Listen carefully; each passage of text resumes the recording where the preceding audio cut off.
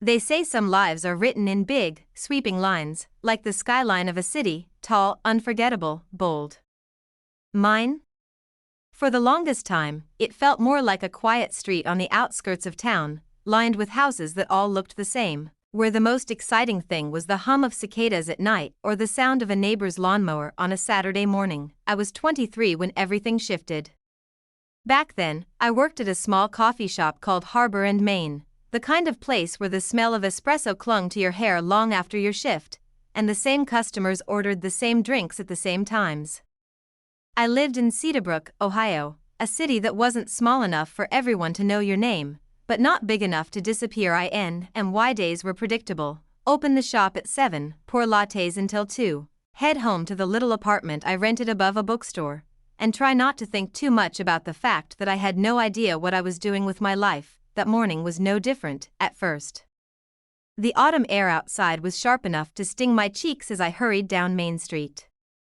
Leaves had started to paint the sidewalks gold and red, and the sky was that endless gray Ohio seemed to specialize in. I remember pulling my cardigan tighter around me and thinking, God, I need something to change. This didn't know change was already waiting for me. Sitting at one of the corner tables in Harbor and Main, he sat alone, a worn leather notebook open in front of him, pen tapping against the margin like he was coaxing words to appear. His coffee, black, untouched, sent a thin trail of steam into the air, curling like smoke from a chimney. I noticed him immediately, though I pretended I didn't. Working at Harbor and Main had trained me in the art of casual glances, of studying people without seeming to. Most customers scrolled on their phones or chatted with friends. This guy? He was different, tall, with dark brown hair that fell just enough into his eyes, and a kind of quiet focus that made the whole cafe fade around him. There was something restless in the way he tapped that pen, as if he was waiting for the right words, or the right moment, was wiping down the counter when he finally looked up. Our eyes met, and for the first time in months, maybe years, I felt a flicker inside me. Like a match catching flame. Refill? I asked, breaking the silence. My voice sounded steadier than I felt. He gave the smallest smile, the kind that doesn't reach the mouth but lingers in the eyes. Yeah. Thanks. When I poured the coffee, I couldn't help noticing the pages of his notebook. Lines of messy handwriting, scratched out words, arrows pointing to fragments. Lyrics? A story? I didn't know, and I wasn't bold enough to ask. Not yet. Do you write? The question slipped out anyway, softer than a whisper. He hesitated, closing the notebook halfway like it was something fragile. Something like that. And that was it. The first real exchange. Small, barely anything. But I carried it with me the whole day, tucked away like a secret. He kept coming back. Every few days, always the same table by the window, always with that notebook. Sometimes he stayed an hour, sometimes all afternoon. I learned small things in pieces.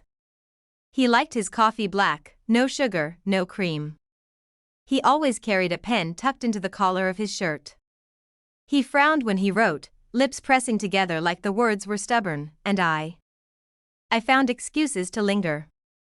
To clear the table next to his, even when it didn't need clearing.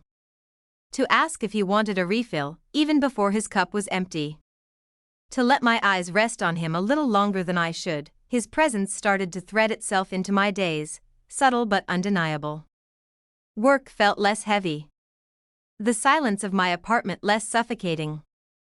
The city itself seemed brighter, though maybe it was just me, seeing it differently. One evening, after closing, I walked home under the orange glow of streetlights, the chill of autumn settling in my bones. And I caught myself smiling for no reason. Or maybe for one reason, the man at the corner table. But here's the thing, at 23, I thought I knew how love worked. That it came with fireworks, with certainty, with sweeping gestures like in the movies. I didn't know then that sometimes love begins quietly, almost invisibly, in the spaces between words. It was a Thursday morning when I finally learned his name. The cafe was unusually quiet, just the sound of milk steaming and soft indie music humming through the speakers. He was at his usual table, notebook open, pen spinning between his fingers like he was restless. When I brought his refill, he surprised me by asking, "What's your name?" I froze for a second. I'd been so used to being the one who asked questions, who hovered near his orbit, that I didn't expect him to pull me into it. "Claire," I said, tucking a strand of hair behind my ear. "And yours?" "Ethan." "Ethan." I repeated it in my head, letting it settle, like it was a word I'd always known but hadn't used in a while. He smiled faintly, then scribbled something in his notebook. "What do you write in there?" I asked, braver this time. He tapped the page. "Mostly songs. Some poems. Nothing good." "Can I read one?" His eyes flickered up at me, amused, but cautious. "Not yet." And that "not yet" felt like a door left cracked open. The days shortened quickly, as they do in Ohio. By November, the sun set before I even clocked out. Streetlights came on early, casting Main Street in a golden haze. Started to notice Cedarbrook differently through him. When I passed the old theater with its flickering marquee, I wondered if Ethan ever sat there alone, filling pages while waiting for inspiration.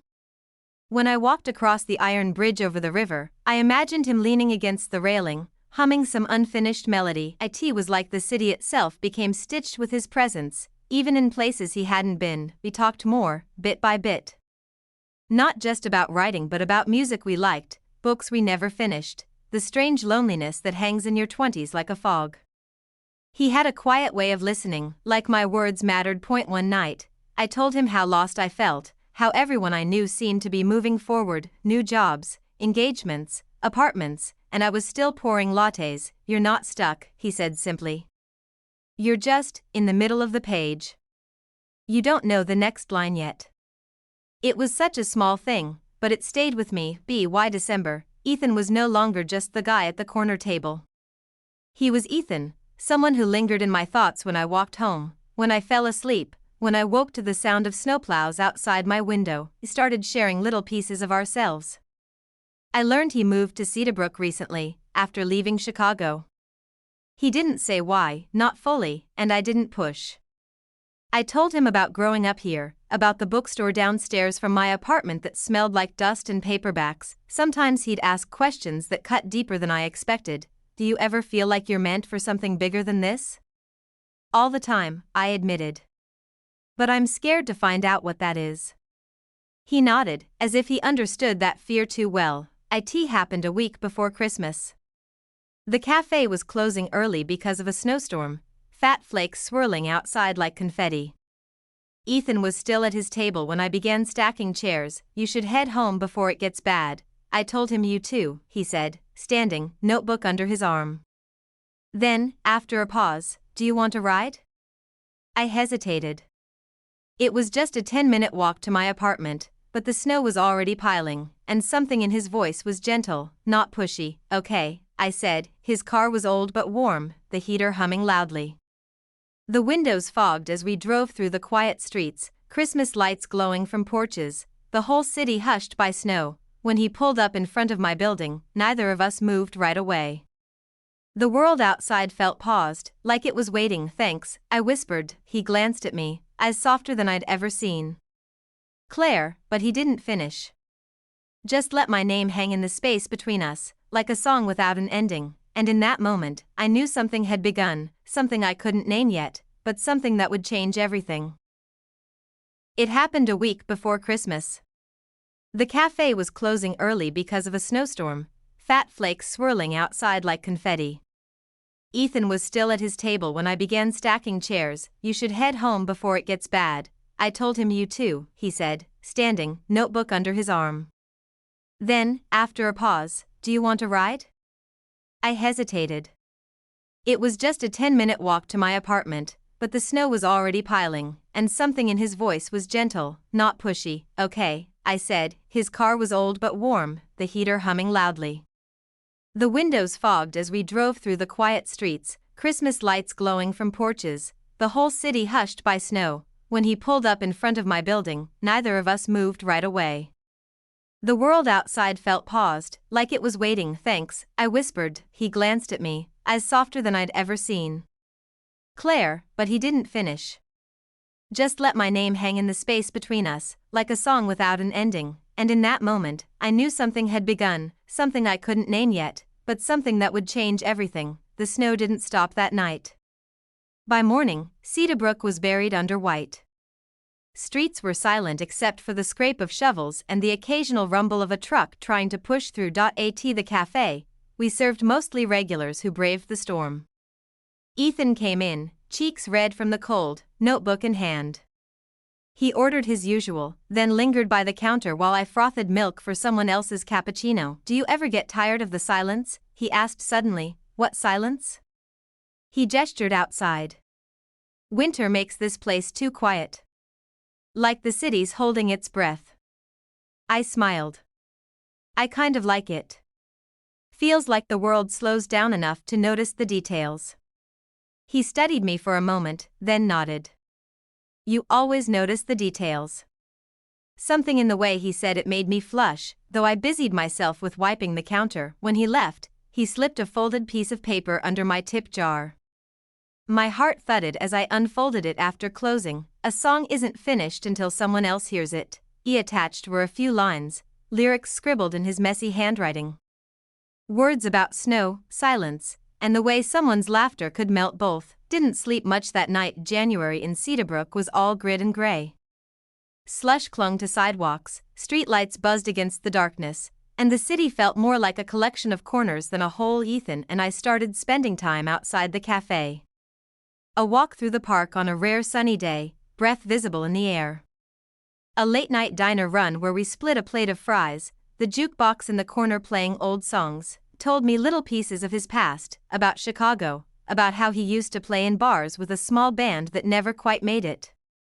He brushed past the heavier parts, but I sensed them in the way he paused sometimes, like he was choosing which truths to let me see. In return, I told him about growing up in Cedarbrooke. How my parents still lived in the same house on Oak Street. How my mom wanted me to find something stable and my dad just wanted me to be happy, though he rarely said it out loud. "You ever think about leaving?" Ethan asked once, as we crossed the bridge at night, the river below black and still all the time, I admitted. "But leaving means deciding what I actually want. And I don't know yet." He leaned against the railing, his breath clouding the air. Sometimes not knowing is the whole point. The more time I spent with Ethan, the more I noticed the small absences. The way he changed the subject when I asked why he left Chicago. The way his phone buzzed sometimes and he'd silence it without looking. One night at the diner, I teased, "What are you hiding in that notebook anyway? Secret confessions?" He smirked, but his eyes flickered with something heavier. "Trust me, you don't want to know everything." "I do," I said, softer than I meant. He looked at me for a long time before replying, "Not yet." That "not yet" again.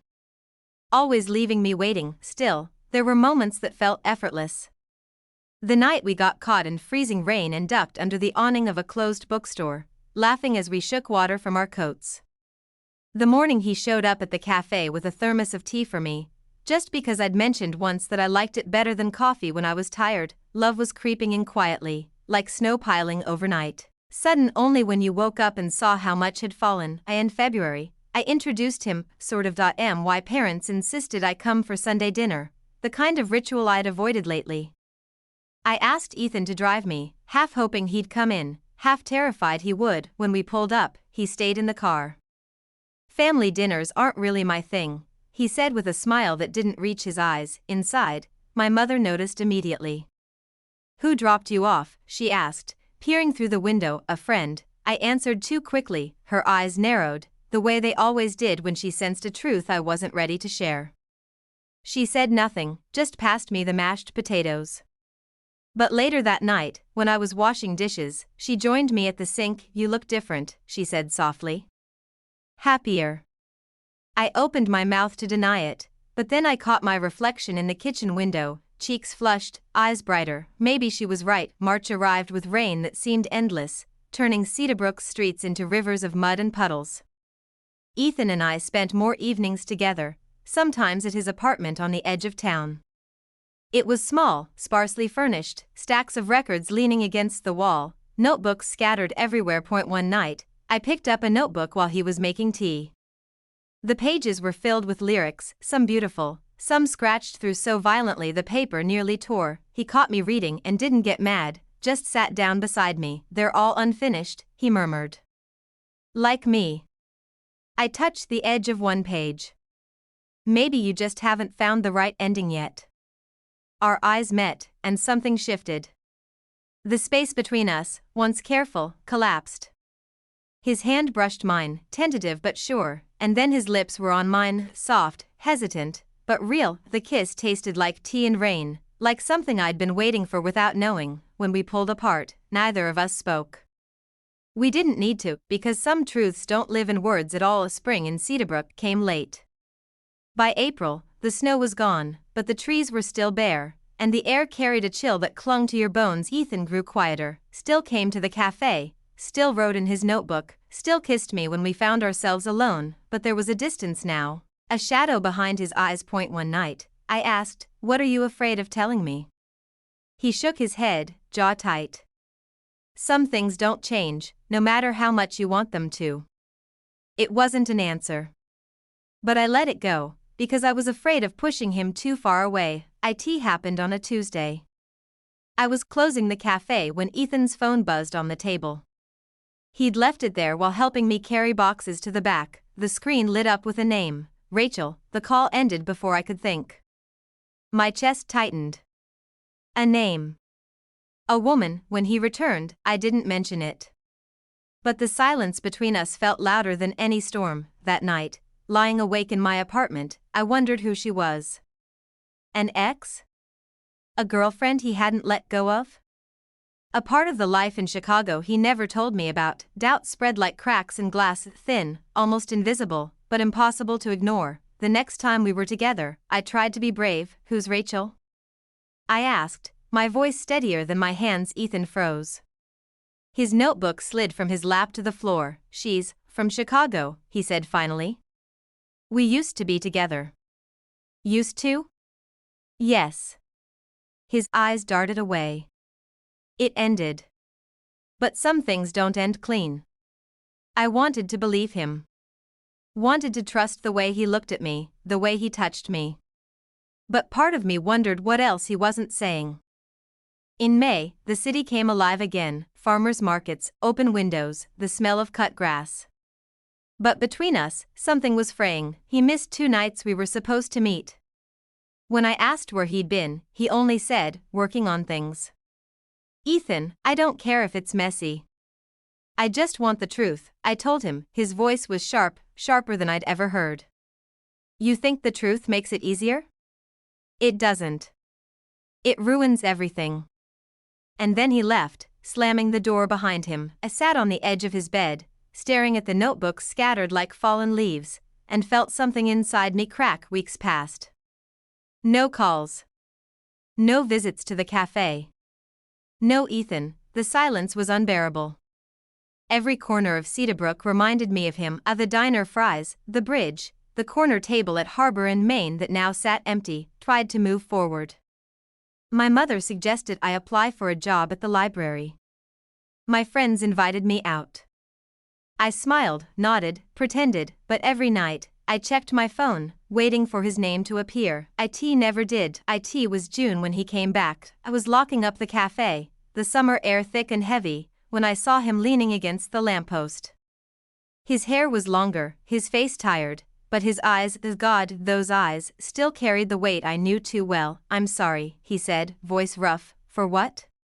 My words shook. "For disappearing. For lying. For not telling you that Rachel wasn't just my past. She's my unfinished life." I couldn't breathe. "She left when I came here," he continued. "But she still calls. She wants me back. And part of me," he broke off, dragging a hand through his hair. "Part of me doesn't know how to close that door." Silence stretched between us, heavier than any storm. Finally, I whispered, "And what about us?" He looked at me like he was drowning. "You're the only thing that feels real. But I don't know if I deserve it." And then, before I could answer, he walked away again, leaving me with a truth I wasn't sure I could carry. July arrived heavy with heat.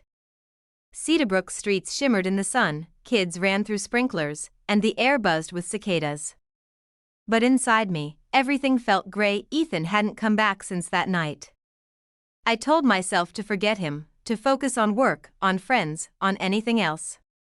But forgetting isn't the same as healing. Forgetting is pretending. One evening, I walked across the bridge alone. The river below was thick and brown, swollen from summer storms. I thought of the nights we stood here together, and the silence pressed against me like a weight when I saw him on the other side of the bridge. His head down, notebook in hand. My chest tightened. Part of me wanted to turn around. The other part wanted to run to him. In the end, I just stood there, waiting. When he finally looked up, his eyes found mine instantly. And even from across the bridge, I knew we weren't finished. Not yet. We met at the diner that night, the same booth, the same jukebox humming low. He didn't waste time. "Rachel's gone," he said. "For good this time.